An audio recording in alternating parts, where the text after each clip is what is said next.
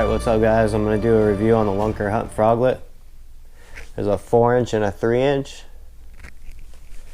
And then I'm typically going to rig that up on like a heavy rod, heavy action. I got the Heavy Jigs and Frogs by Hot Rod. It's called the Brute. This thing's a meat stick. I don't usually use one this heavy, but I usually use my kayak series McCain's, and that one's Big Jigs and Worms, and that one I think throws up to 2 ounces. This one throws 2 to 8 ounces, so this one throws some really heavy bait, but I use it for frogging sometimes. And then I'll go ahead and rig that up on here with the ring. Use the line cutter's ring.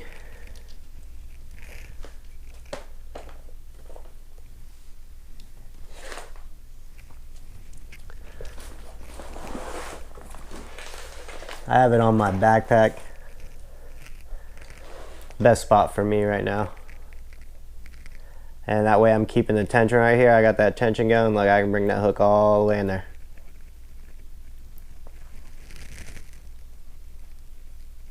There we go, perfect. Alright, got that one off. Right to the eyelet. It's easier with the hooks to get it right to the eyelet. It's a little harder with this.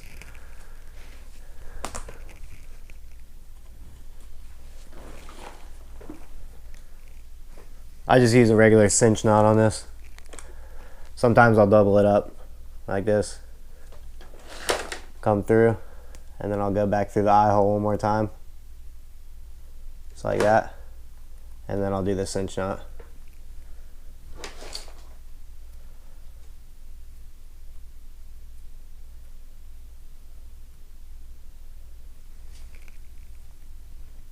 Usually using 40 to 50 pound braid when I'm using the frog too. Cinch it tight.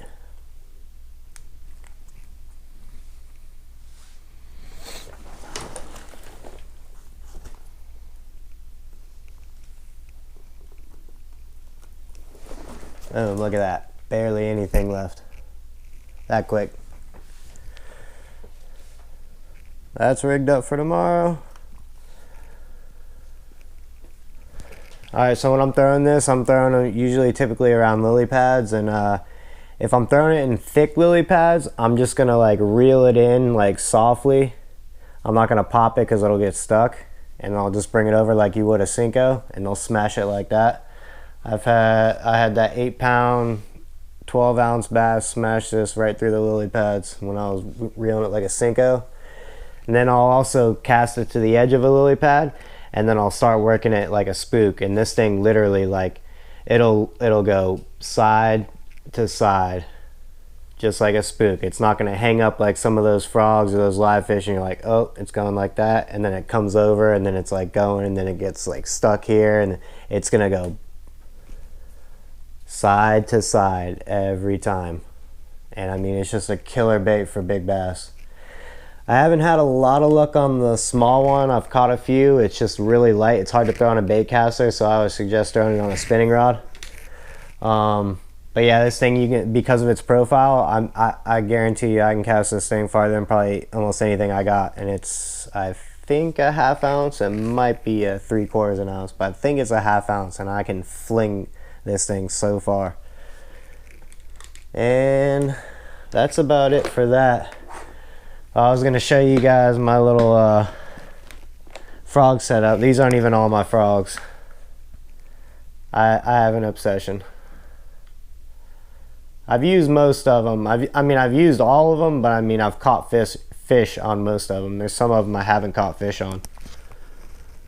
Like, I haven't caught one on this one yet. Or the Sparrow. I haven't really thrown it that much. All the other ones I've caught fish on though.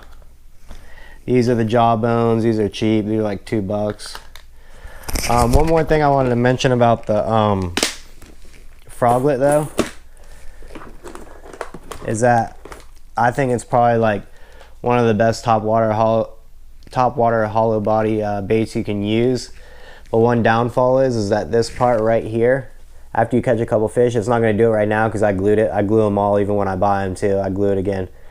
this eye hole, this like hollow body part will actually slide down this metal part after like a few fish, or maybe even one fish if it's a good one.